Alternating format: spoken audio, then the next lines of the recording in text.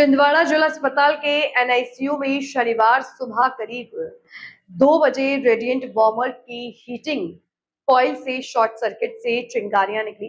इसके चलते नीचे मौजूद 3 नवजात बच्चे झुलस गए। तीनों को बेहतर इलाज के लिए जबलपुर मेडिकल कॉलेज रेफर किया गया। अस्पताल प्रशासन ने घटना की जांच शुरू कर दी है। आज दिनांक 22 तारीख को सुबह करीब करीब 1:50 के आसपास, है ना, जो बच्चों का वार्मर होता है उसे हम क्रेडल कहते हैं। तो एक क्रेडल में जो फिलामेंट होता है ना, जिसको हम हीटिंग कॉइल कहते हैं, जो बच्चे को गर्म रखता है ना, वो कॉइल में शॉर्ट सर्किट हो गया था। इलेक्ट्रिक लाइन में कहीं नहीं हुआ, सिर्फ वो कॉइल में शॉर्ट सर्किट हुआ। मतलब जिसको हम रेडिएंट वार्मर कहते हैं, उस वार्मर में शॉर्ट सर्किट हुआ, जिससे 2 चिंगारी निकली।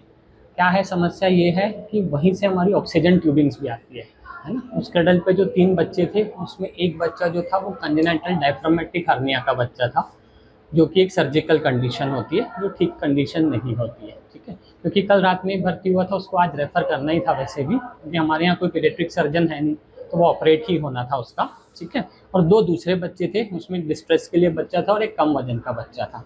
ठीक है, तो क्योंकि ऑक्सीजन ट्यूबिंग्स वहीं से थी, तो जो शॉर्ट हुआ उससे चिंगारी निकली, और जो चिंगारी निकली वो ऑक्सीजन ट्यूबिंग पर गिरी, और ऑक्सीजन ट्यूबिंग पे गिरने की वजह से उस क्रेडल में, क्योंकि फोम का बिस्तरा होता है जिस पे बच्चों को रखते हैं, उस पर आग लग गई।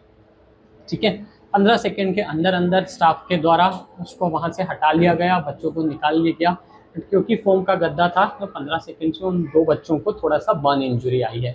एक के हाथ में और थोड़ा सा कंधे पर है, और एक के स्काल्प रीजन पर है। ठीक है, तत्काल उसको निकाल के क्रेडल को बाहर कर लिया गया। ठीक है, बाकी बच्चे उस समय एसएनसीयू में इनबॉर्न यूनिट में 31 बच्चे थे।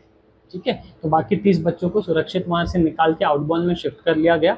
इन 3 बच्चों को प्राथमिक उपचार देने के बाद इनका एक सर्जिकल कॉल करा के, एक ईएनटी और एक ऑप्थन कॉल कराकर, है ना, सर्जिकल वालों से ओपिनियन लिया गया।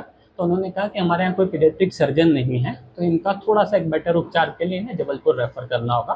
तो हमारे यहाँ से 2 डॉक्टर साथ में गए और उन्हें करीब सुबह 8 बजे वहाँ जबलपुर में ड्रॉप कर दिया गया। अभी उनका उपचार वहाँ पे चल रहा है और अभी तीनों बच्चे सुरक्षित हैं।